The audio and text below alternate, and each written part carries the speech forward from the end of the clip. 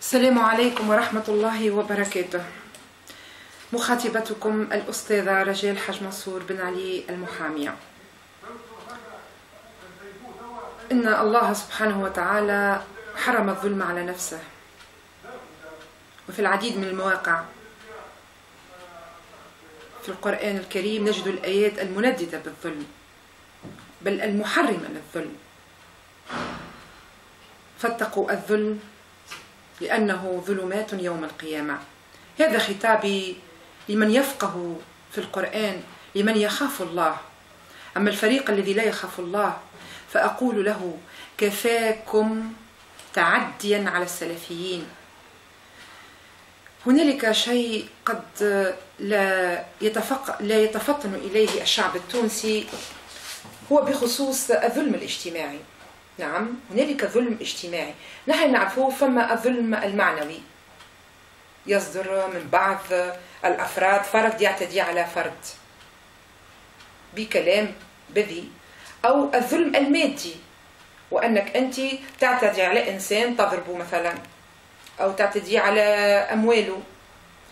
لكن الظلم الاجتماعي هو هذا، أنك تجعل من بين معناها مظالم الاجتماعية، وأنك تجعل من شق من معناها المواطنين هما مواطنين غير عاديين سلبا مش إيجابا. بمعنى نحن توا نشاهدوا وأن السلفيين الإعلام متحامل عليهم، لأنه هازز راية بن علي وباقي ماشي في مسار بن علي.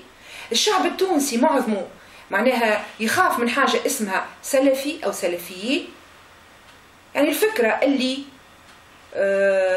تم التسويق لها في عهد بن علي هي نفسها مازالت اليومنا هذا موجودة لدى الشعب التونسي، أو معناها بعض التوانسة.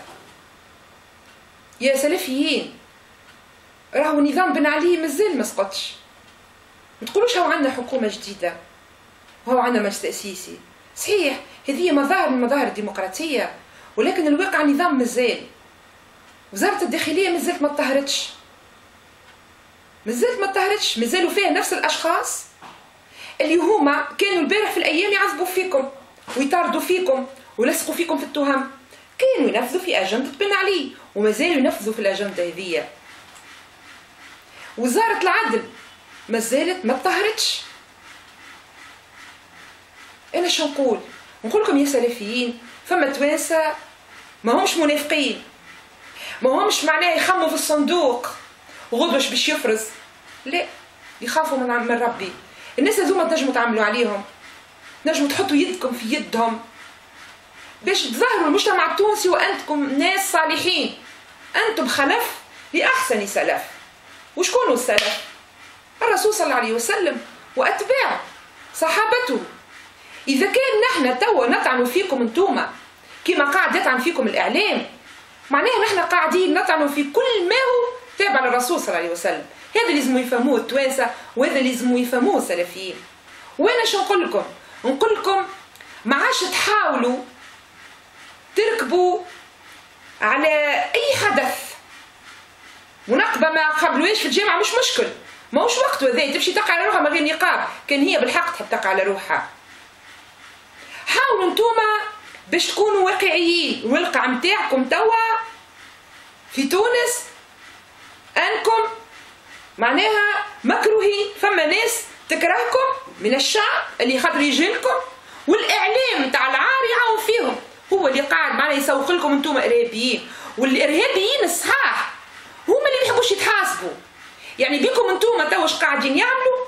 قاعدين معناها يخليوا في الحكومة والشعب ما يمشيوش في مسار الديمقراطية وفي مسار محاسبة المجرمين الحقانيين في حق الشعب التونسي. يعني انتوما عاملينكم فزاعة، وكل مرة يطلعوا مازالوا راهو من هنا حتى يجينا معناها موعد الانتخابات الجاية وهما راكبين على السلفيين. انتوما لا، يزوكم توا تخرجوا مخرج آخر، تعملوا ندوات، تعملوا حلقات نقاش، تناديو التوانسة وتفهموهم انتوما شكونكم. أنا البارح قدام وزارة العدل فما تظاهرة وقفت فيها وسألت علاش التظاهر، علاش التجديد هذايا، لكني بعد ما عرفت شنو السبب لاحظت أن فيكم مندسين. السلفي ما ينجمش يكون وجهه أسود، وجهه أكحل، مناظر متاع كلوشارات في وسطكم انتوما. فيقوا على رواحكم.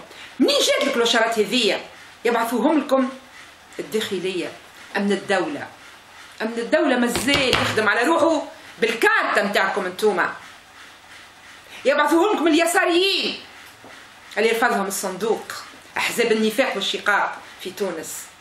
لذلك أنا راني معكم، نساندكم لأنكم مقهورين مظلومين. أنا مرة عرفت الظلم في يوم ما والقهر من أزلام بن علي، الفساد نتاع بن علي، اليساريين نتاع بن علي، التجمعين نتاع بن علي. يا نعم عرفت الظلم، وأنا نقف مع كل مظلوم مهما كان الانتماء نتاعو. واللي قال لي صح اللحية قل له يا نعم يعطيك الصحة في صح اللحية. أنا راني مش صح اللحية، أنا محامية لا أقول إلا الحق ولا أدافع إلا عن الحق. أنا نهار اللي نرقد في قبري يحاسبني ربي على كلمة الحق، ولن أنافق ولن أجامل. السلام عليكم ورحمة الله وبركاته.